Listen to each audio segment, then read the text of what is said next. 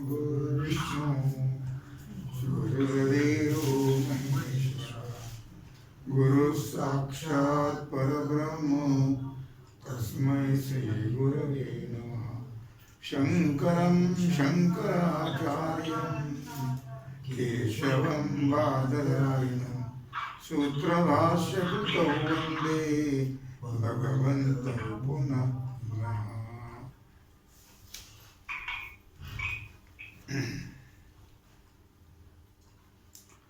विचार सागर रहस्य तरंग चौथा हेडिंग 38 बाह्य पदार्थाची रीती पाठ क्रमांक 41। काल शिष्याने विचारलं की मला असं वाटतं कुटस्थ आश्रित असलेलं अज्ञान कळलं का? कुटस्थाच्या आश्रित असलेलं अज्ञान आणि आवरण, अज्ञान आणि आवरण यांचा अभिमान आभास आपल्या ठिकाणी धरतो। अज्ञान कुठं आहे? अभिमान कोण घेतो? जीव अभिमान घेतो। अभिमान कोणाचा तोच घेतो ना, विनाकारण आपलं तर काहीच नाही। आपलं घर नाही, दार नाही, शेती नाही, वाडी नाही, आपण आपले नाही, मुलं बाळ आपले नाही, पण सगळ्याचा अभिमान आपण बोडक्यावर घेऊन नाचत नसतो काय? तेव्हा हे सगळं करून आणि शिकवून आपल्याला सगळं कोणी कोणाचं नाही।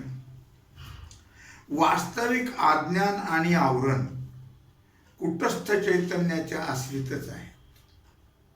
कळलं का?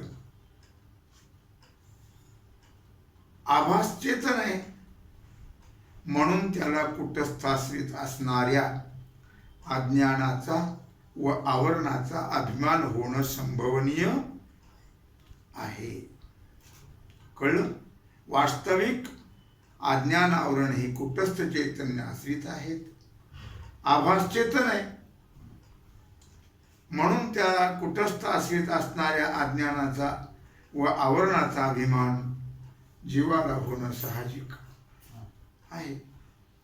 पण घट जड असल्यामुळे त्याला अभिमान होणं शक्य नाही। दगडाला कसा अभिमान होईल? या खुर्चीला होईल का अभिमान? नाही होणार का? ते जड आहे। जडाला कधी अभिमान नाही। जड जीवाला कधी अभिमान? पशुपक्षाला अभिमान आहे का? नाही। पण माणसाला मात्र अभिमान सगळ्या दुनियाचा घेतो बोजा डोक्यावर आणि अधोगतीला जातो, अशी परिस्थिती होते। पण आपलं काहीच नाही ना, हा देह सुद्धा आपला नाही आहे। तेव्हा म्हणून मला पण घट जड असल्यामुळे त्याला अभिमान होणं शक्य नाही, म्हणून आता शंका आलेली आहे। श्रीगुरु म्हणतात अज्ञानाचा मुख्य आश्रय चैतन्यच आहे। आभास किंवा घटादी पदार्थ हे नाहीत, आभासही नाही आणि घटादी पदार्थ तर माहीतच, कारण ते अज्ञानाचं कार्य आहे। जीव कोणाचं कार्य आहे? जीवदशा का आली? जीव का आला? जीवपणा अज्ञानामुळे। वास्तविक तो कोण आहे? तो देवच आहे, पण ते कळत। पण जोपर्यंत मी जीव आहे असं वाटतं तोपर्यंत जन्म मरणाचं दुःख संपणार नाही। जीवपणा गेला आणि मी देव आहे यथार्थ कळलं की तुला मुक्त होतो। तू त्याला जन्म नाही, मरण नाही, दुःख नाही, काहीच नाही। कळलं का? लक्षात आलं का? श्रीगुरु सांगतायत अरे बाबा, आभास किंवा घटादी पदार्थ हे मुख्य आश्रय अज्ञानाचा नाही आहे, चैतन्यच आहे। अज्ञानाचं कार्य आहे ते घटादी पदार्थ म्हणा, जीव सुद्धा अज्ञानाचं कार्य आहे। जे ज्याचं कार्य असतं ते त्याचा आश्रय होत नाही। कळलं का? ज्या मातीपासून मडकं तयार झालं की नाही, कसवणच होत नाही मातीपासून। मग माती काय आहे? कारण आहे, आणि घट काय आहे? कार्य आहे। त्याच मातीच तो घट आश्रय होत नाही। घटाला माती आश्रय आहे, पण मातीला घट कधी आश्रय होत नाही. म्हणून अज्ञानाचा आश्रय आणि विषय हे दोन्ही चैतन्यच आहेत. कोण? चैतन्य आहे. सगळ्याला आश्रय चैतन्यच आहे. परमात्मा ते सगळ्याला आश्रय. सगळे परमात्म्याच्या आधारावर आहेत, पण अज्ञान आणि अभिमान घेतात. माझं माझं का वाढवलं, माझं काहीच नाही. असतं तर नेलं असतं खरं बरोबर. काही सुईसच ठेवली, नेता आली असते. पण नेता येत नाही म्हणून हे सगळं तुमच्या करता. हे आता तुम्हाला होईल म्हणून घेऊन जा, तुम्हाला होईल तर कशाला द्यायची. काय लक्षात आलं का? म्हणून आश्रय आणि विषय हे दोन्ही काय आहेत? चैतन्य आहेत. अज्ञानाचा आश्रय आणि विषय. बरं, चैतन्याचे सच्चिदानंद रूपाने ज्ञान होऊ न देणं हेच अज्ञानाचं, चैतन्याच्या ठिकाणचं आवरण. मी कोण आहे? खरं तर मी कोण आहे? मी ब्रह्म आहे. पण ते अज्ञान जे आहे, अज्ञानाचं आवरण, ते मी ब्रह्म आहे, मी देव आहे असं कळूच देत नाही. म्हणून दुःख प्राप्त होतं. कळलं का? ते आवरण घटादी जड वस्तूच्या ठिकाणी असण्याची जरुरी नाही, नाहीच. जडाच्या ठिकाणी नसतंच ते. आलं ना? भिंतीला कुठं अज्ञान आहे? नाही. तेव्हा कारण जड वस्तू स्वभावताच आवृत्त असते. कळलं का? आवृत्त असते याचा अर्थ ज्ञान शून्य असते. दगडाला काही कळत नाही, या जड वस्तूंना काही कळत नाहीये. का तर ज्ञान शून्य आहेत, त्या जड आहेत ना त्या. लक्षामध्ये, ज्याप्रमाणे एखादी गुप्त गोष्ट कोणी बोलेल म्हणून त्याचं तोंड बांधणं योग्य. आता सगळे तोंड बांधली एकवर नाही. काय पहिले बैलाला मुक्षे होते, आता माणसाला आले. जास्त बोलतात. मुक्याने तोंड मुक्याला तोंड बांधण्याची गरज आहे का? नाही. त्याप्रमाणे घटाच्या ठिकाणी अज्ञान आणि त्याचं आवरण असण्याची जरूर नाही, तो जड आहे. कळलं? अर्थातच हे सर्व खरं आहे, परंतु म्हटलं की मागचं सगळं गेलं. खूप वर्णन केलं. मुलगी अशी आहे, तशी आहे, तशी खूप वर्णन, किंवा मुलगा असा आहे, तसा आहे, खूप सुंदर आहे, खूप श्रीमंत आहे, पण काय पिणारा आहे, सगळं गेलं. वर्णन केलं सगळं फुकट पण, परंतु हे मागचं सर्व नष्ट करतात. आणि म्हणून जे आहे तो म्हणून शब्द जोडाजोडी करतो, संबंध जोडतो. कळलं? हे आता हे सर्व खरं आहे, परंतु चैतन्य आश्रित असणाऱ्या अज्ञानाचा असा काही विलक्षण स्वभाव आहे. अज्ञान तर चैतन्याच्या आश्रितच आहे, पण त्याचा असा एक वेगळा विलक्षण स्वभाव आहे की ते अज्ञान चैतन्याच आवरण करून, बरे का, आवश्यकता नसतानाही चैतन्याच्या ठिकाणी असणाऱ्या स्वरूपतः जड पदार्थाचे आवरण करते. ही तर खरी गंमत आहे. बघा, दीप प्रकाशावर आवरण घातलं काय तर असता त्या दीपप्रकाशाने भासणाऱ्या दुसऱ्या अप्रकाशित वस्तूवरही निरपेक्ष आवरण पडतं. दिवा आहे आणि दिव्यावरती आपण पातेलं ठेवलं, काय होईल? तो तर दिसणार नाहीच नाही, पण बाकीच्या वस्तूही दिसणार नाही, त्याच्यावरही आवरण पडलं. आलं लक्षामध्ये?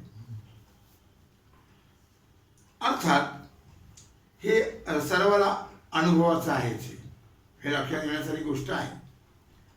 त्याप्रमाणे चैतन्याच्या आश्रित अज्ञान चैतन्याला आवरण करून, बरं का, त्या चैतन्य आश्रित असणाऱ्या घटादी सर्व जड वस्तूसही ते आवरण करते. लक्षामध्ये, जड वस्तूला सुद्धा आवरण करत. त्याला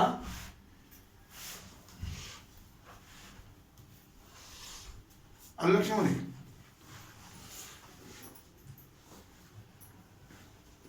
म्हणून घटाश्रित अज्ञान 115 पान घटाश्रित अज्ञान व अज्ञानकृत आवरण. कोणाचं नाही, अज्ञानाने आवरण निर्माण केलं की नाही, मग अज्ञानकृत आवरण आहे असं सांगितलं. असं अज्ञानाने आवरण केलेला घट, झाकलेला अज्ञानाने, त्याला आभासासहित अंतःकरणाची वृत्ती व्यापते. कळलं का? काय म्हटलं? अज्ञानाने आवरण केलेला घट त्याला काय करते? आभासासह अंतःकरणाची वृत्ती व्यापते. दोन्ही बरोबरच असतात ना, वृत्ती आणि आभास. त्यात जो वृत्तीचा अंश आहे बरं का, तो घटावरील अज्ञानाचं आवरण दूर करतो. कोण कोण करतो? वृत्ती अंश. आणि जर त्या वृत्तीत असणारा आभास घटादी जड पदार्थाचं ज्ञान करून देतो. वृत्ती आवरण दूर करते आणि आभास ज्ञान करून देतो. कळलं? आणि त्या वृत्तीत असणारा ज्ञान करतो. त्याचा स्पष्ट अर्थ असा आहे की आभास म्हणजे अधिष्ठान चैतन्याचे अंतःकरणात झालेलं विशेष ज्ञान. कळलं? ते ज्ञान अंतःकरण वृत्ती बरोबर घटापर्यंत जाते. आता वेगळा शब्द वापरला त्याला, आता आभास नाही म्हणत, ज्ञान म्हटलं त्याला. आता ते ज्ञान काय करते? वृत्ती बरोबर घटापर्यंत जाते. आणि जेव्हा अंतःकरण वृत्ती त्या घटावरचं आवरण दूर करते आणि मग ती घटाकार होते. कशी होते? घटाकार होते. तेव्हा त्या वृत्तीतील विशेष ज्ञानही घटाकार होते. ज्ञान आहे तिच्या बरोबर, पण ते सुद्धा काय होतं? घटाकार होते. म्हणजे त्या ज्ञानाला घटाचा आकार प्राप्त होतो. कोणाला? त्या ज्ञानाला. यालाच आभास घटाचं प्रकाशन करतो असं म्हणण्याची पद्धत आहे.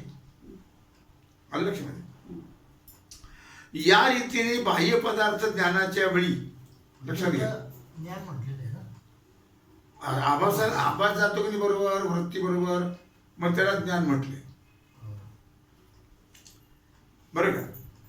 या रीतीने बाह्य पदार्थ ज्ञानाचे वेळी, आपलं हेडिंग काय आहे? बाह्य पदार्थाचं रीती, ज्ञानाची रीती. मग बाह्य पदार्थ ज्ञानाच्या वेळी वृत्ती व आभास या दोघांच्या व्याप्तीची गरज आहे. दोन्ही पाहिजे. बरोबर, वृत्तीही पाहिजे आणि आभासही पाहिजे. काय? याला उदाहरण असं आहे.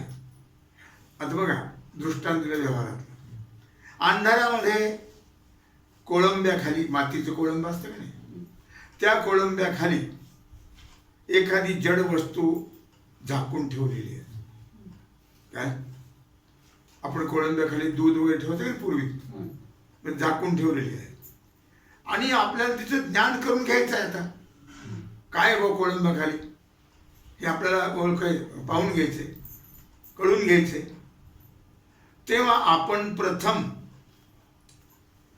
काठीनं त्या मृत्तिकेचं आच्छादन फोडतो. ते कोळंब फोडलं काठीनं, जाणून घ्यायचं ना आपल्याला. आणि मग हातातील दिव्याने, अंधारातली गोष्ट ही, हातातल्या दिव्याने त्या वस्तूचं ज्ञान झालं. हो म्हणजे तांब्या, दुधाचा तांब्या घ्यायचा. मग ते कळलं. किंवा आवरण नष्ट केल्यावर, झाकण नष्ट केल्यावर. या दृष्टांतात त्या जड वस्तूचं ज्ञान होण्याला दोन गोष्टीची गरज पडली. कोणत्या कोणत्या दोन गोष्टी? दंड आणि दिवा. बरोबर. या दोन्हीचाच उपयोग होतो. आता इथं दंडाच्या ठिकाणी अंतःकरणाची वृत्ती यायची आणि दिव्याच्या ठिकाणी वृत्तीतला आभास. त्याप्रमाणे घटादी ज्ञानाच्या वेळी आवरण नाशाकरता वृत्ती अंशाचा उपयोग आणि घटाधिकाच्या ज्ञानार्थ आभास अंशाचा उपयोग. वृत्ती स्वतः जड आहे. वृत्ती कशी आहे?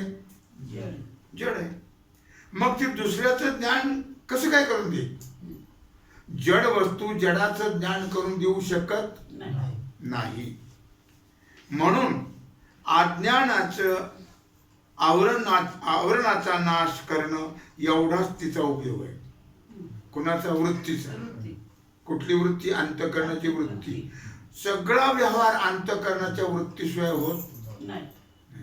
बोलता बोलता माणूस म्हणतात तुझी वृत्ती होती का ठिकाण्यावर, असं म्हणतात की नाही? हे बोलतात पण त्याला माहीत नसतं माणसाला त्याचा काय अर्थ होतो हे कळत नसतं. बोलण्याची काही आपली पद्धत आहे, काही शब्द आपल्या वापरात येतात. चित्तवृत्ती, चित्त होतं का ठिकाण्यावर, असं म्हणतो की नाही आपण? आणि आभास स्वतः प्रकाश रूप आहे. आभास कसा आहे? प्रकाश रूप. प्रकाशाचा अंश आहे तो. कुणाचा अंश आहे? कुटस्थाचा. म्हणून घटादी पदार्थाचे ज्ञान होण्यास त्याचा उपयोग आहे. सगळं घरी ठेवून येत जायचं. ही जशी नेत्रेंद्रियाने रूपज्ञानाच्या प्रत्यक्षाची रीत सांगितली. डोळ्याने दिसतं ना सगळं, तशीच शब्दादी विषयाच्या प्रत्यक्ष ज्ञानाची रीती समजावी. डोळ्या आता 5 ज्ञानेंद्रिय आहेत की नाही, मग जसं डोळ्यांची रीत सांगितली आता तसं बाकी सगळ्यांचे असंच याच पद्धतीनं आहे. काय? अंतःकरण वृत्ती आणि विषय यांचं एक देश स्थितत्व म्हणजे ऐक्य होणं. अंतःकरण वृत्ती आणि विषय हेच प्रत्यक्ष ज्ञानाचं कारण आहे. नेत्रेंद्रियाच्या आपल्या डोळ्याच्या द्वारा अंतःकरणाची वृत्ती या खुर्चीपर्यंत गेली आणि मग खुर्चीचं ज्ञान झालं. तसं होत नाही. हेच प्रत्यक्ष ज्ञानाचं कारण आहे. प्रत्यक्ष म्हणजे अपरोक्ष. तसं परमात्म्याचं अपरोक्ष ज्ञान होण्याकरता परमात्म्याच्या ठिकाणी असणारं आवरण परमात्म्याच्या ठिकाणी आहे का जीवाच्या ठिकाणी आहे? जीवाच्या ठिकाणी आहे. ते अज्ञान नष्ट व्हावं आणि परमात्म्याचं ज्ञान व्हावं त्याच्याकरता या ग्रंथाचा उपयोग आहे. त्याच्याकरता हे शिकायचं. त्याच्याकरता हे कुठे सांगितले सगळे लक्षामध्ये.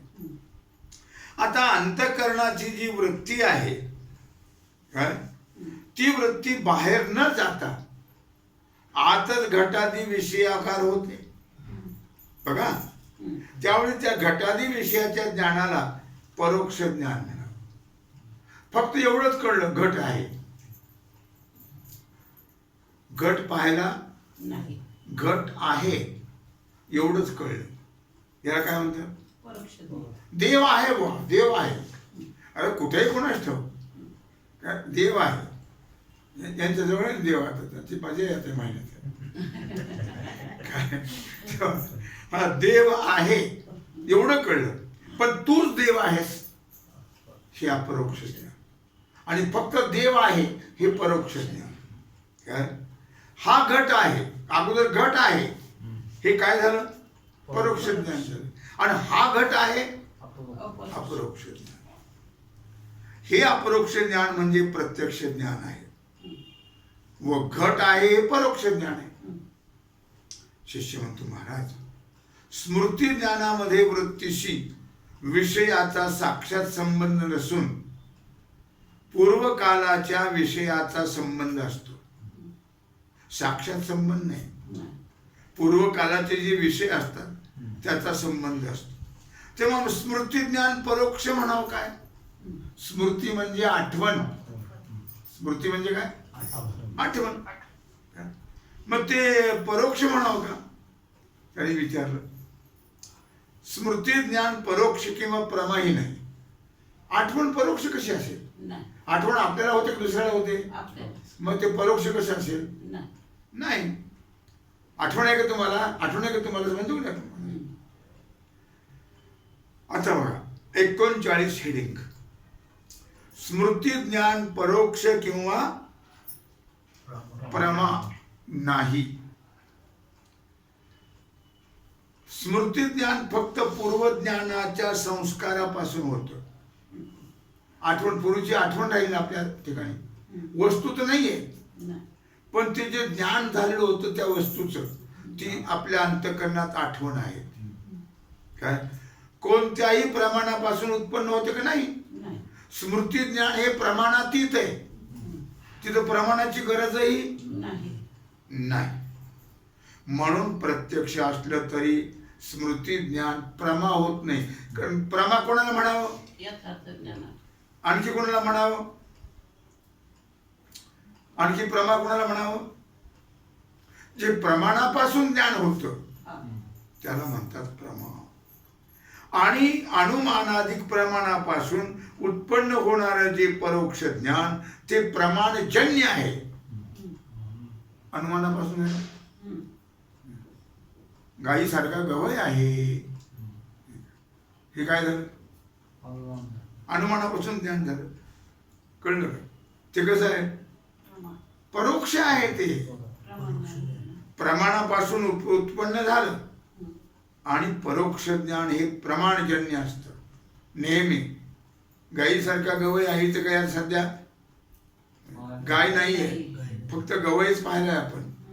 काय पण ते कसं ज्ञान आहे? मग अनुमान परोक्ष आहे, इथं काही जवळ नाही येते, म्हणून प्रमा आहे.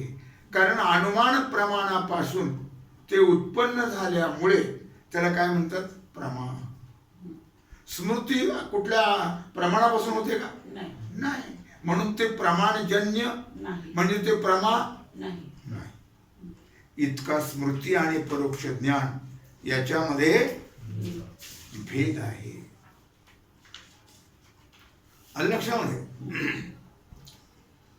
आता प्रमाण 40वा हेडिंग, प्रमाणाचा विचार व त्यांचा उपयोग. शिष्य म्हणतो, महाराज प्रमाणाचं लक्षण काय हो? व ती प्रमाणे किती आहेत त्याबद्दल माहिती कळावी अशी इच्छा आहे. कळलं का? प्रमाणाचा उपयोग काय होतो, प्रमाणाचं लक्षण काय आहे आणि प्रमाण किती आहेत. श्रीकृष्ण म्हणतात प्रमा या संस्कृत शब्दाचा अर्थ प्रमाणापासून उत्पन्न झालेलं यथार्थ ज्ञान असं आहे. प्रमेचं जे कारण ते प्रमाण, प्रमेचं असाधारण कारण ते प्रमाण. आलं लक्षात? असाधारण कारण बरोबर ते दिले. अशी प्रमाणे किती आहेत? 6 प्रमाणे. किती आहेत? 6. प्रत्यक्ष, अनुमान, शब्द, उपमान, अर्थापत्ती आणि अनुपलब्धी. किती प्रमाण आहेत? 6 प्रमाण आहेत. आता हे 6 प्रमाण कोणते कोणते, त्याचा उपयोग काय ते सांगताय. आणि कोण कोण मानतं या प्रमाणाला? प्रत्यक्ष प्रमाण देहात्मवादी चार्वाक पहिलं प्रत्यक्ष प्रमाण मानतं. डोळ्याने पाहिलं ते खरं, कानाने ऐकलं ते खरं, बाकी ते मानत नाही. चार्वाक म्हणजे कोण? नास्तिक, जे वेदाला न मानणारे, हे चार्वाक. बाकीचे प्रमाणे ते मानित नाही. चार्वाक एकच प्रमाण म्हणते, प्रत्यक्ष प्रमाण. चक्षुर्वै सत्यम, बाकीचे मानत नाही. डोळ्याने पाहणं, कानाने ऐकणं, यालाच लौकिकात प्रत्यक्ष प्रमाण मानतात.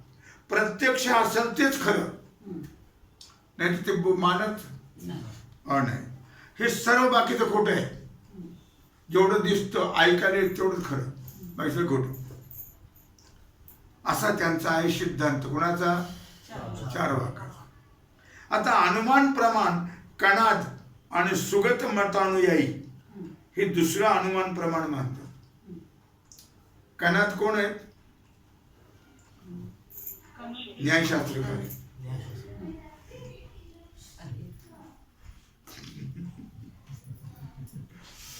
काय तेव्हा झालेली सेवा भगवत चरणी समर्पित करून राहिलेला जो सेवेचा भाग आहे तो आपण उद्या.